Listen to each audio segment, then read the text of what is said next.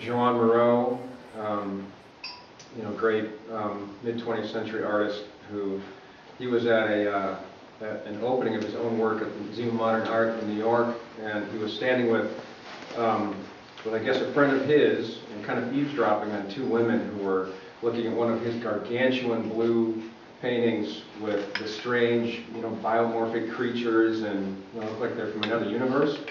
And one of the women was explaining to her friend what the painting meant to him, what it meant to her. And after she finished describing that, Miro turned to his friend and said, "Oh, so that's what it means."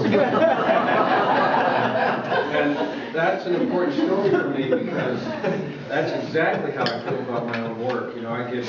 I get totally caught up in the making of this stuff. I'm in love with these objects, and they have their own life, and they kind of tell me, if I'm listening carefully enough, what needs to happen next. But as far as what they mean, or the themes that might be running through through a particular piece or in a show like this, I don't think about that stuff at all until until after the pieces are complete, if ever. And actually tonight, partly because I'm so uncomfortable talking to a bunch of people, I want to throw that back on you guys. I would love to, how this stuff comes into being, and that's where the studio, the kind of recreation of part of my studio idea came from, and that really is a lot of what my studio looks like. And there are shelves with, all these objects that I've collected over the years, and it's a sort of marginally controlled chaos. And every single time I go into my studio, I spend at least a little time, not by intention, I just sort of can't help it. I just move things around, and I pick things up and I look at them, I set them down, but I'll set them down somewhere else than where I picked them up. And over the course of, days or months, certain things wind up next to each other, or I get some funny little idea, and that's how a piece kind of begins. And this one is a great example of that, because this rusty little cover from an electrical box, and a hammerhead, and the rest of this stuff, these were all things that were at various points sitting out on one of my benches for, I think many months. And over the course of all those ensuing weeks, they would, I'd pick one up and I'd set it down, and they gradually moved towards each other. And one day I walked in, and they were right next to each other. And literally a half hour later, this thing was was there.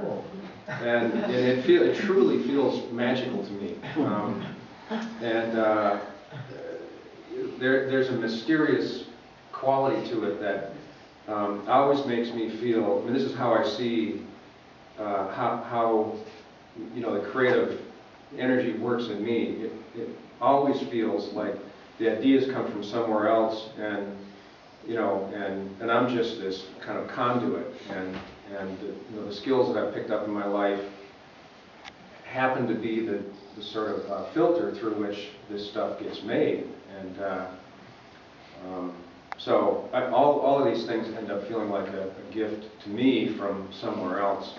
And even the idea for having a show was, in a way, it was not my idea. These things were just sort of starting to collect themselves as finished or nearly finished pieces. And at some point, they started to, to kind of whisper, we need to get out in the world. And I don't really want to hear that, because it winds up in situations like this,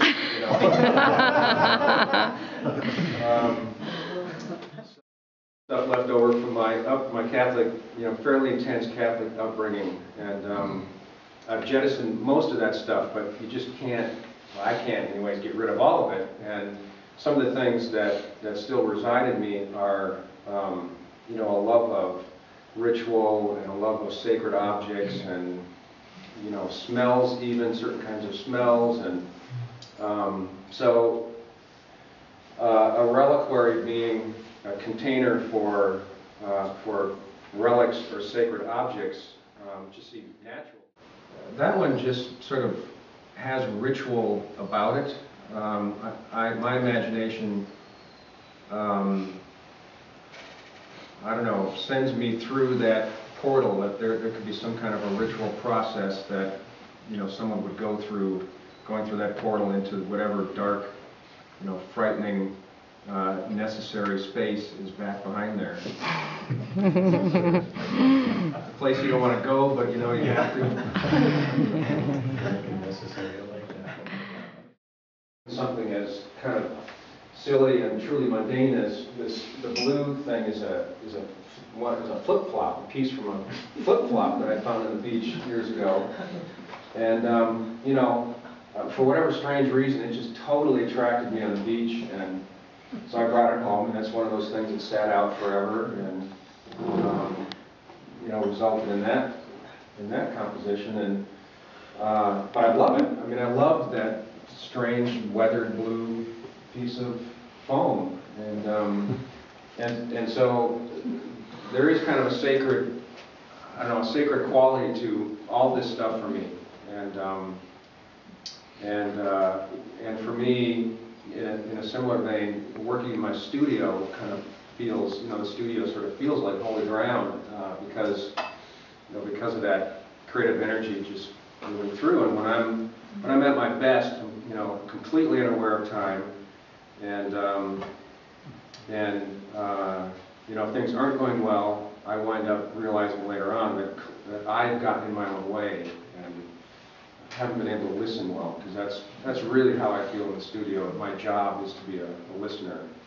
One of the things that's really attractive to me is all these old things being elevated into a wonderful place and being complemented with what you add to. Some of this stuff was true garbage. I mean, I pulled some of this stuff out of the garbage can or dumpster, and I sort of feel like one of my jobs as an artist is to is to kind of reframe things so that pull them out of their the context of on the street or in the garbage or wherever, and hold them up, and really it's for myself. I just see this potential beauty there, and pulling it out of its mundane context, and doing something like this with them, I realized, wow, these things are truly beautiful. I remember the first time I saw his artwork, this love affair that he has with old bones and I would say bones of animals and bones of cultural tools and times that have fallen on the wayside and washed up on the shore. That they all seem to me like bones.